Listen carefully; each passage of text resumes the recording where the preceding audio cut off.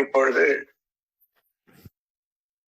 நீங்கள் மௌனம் என்ற பெரு நோன்பை நிறைவு செய்திருக்கிறீர்கள். மனிதனாக பிறந்துவிட்டு மனித தன்மை முழுமையாக அறிய வேண்டும். அதைத்தான் நான் யார் என்ற கேள்வி எழுப்பி அறிந்தார்கள். இப்பொழுது மௌனத்துல இருந்தீர்கள். உங்களுக்கு எவ்வளவோ அனுபவங்கள் ஏற்பட்டது. ஏனென்றால் மௌனமாக இருக்கும்போது எண்ணங்கள் நிற்பதில்லை.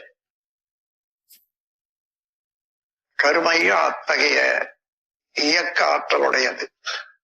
இரவும் பகலுமாக இயங்கிக் கொண்டே தான் இருக்கும்.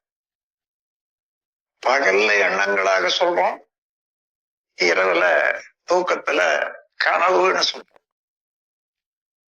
எப்படியும் அந்த கருமையும் இயங்கிக் கொண்டே இருக்கும்.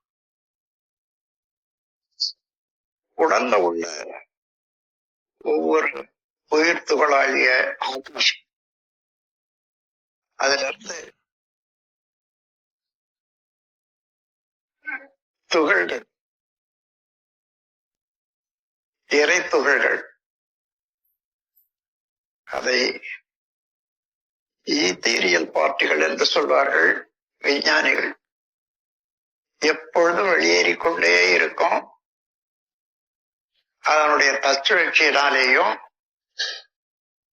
அதனுடைய அமைப்பான விண்ணினுடைய தச்சுழற்சியினாலேயும் விரைவு பெற்ற அந்த துகள்கள் விலகி ஓடிக்கொண்டே இருக்கும்.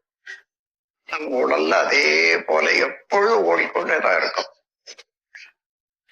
அத்தகைய துகள்களுடைய ஓட்டம் தான் காந்த ஆற்றல், ஜீவகாந்த ஆற்றல் சொல்றோம். உடலுக்குள்ளாக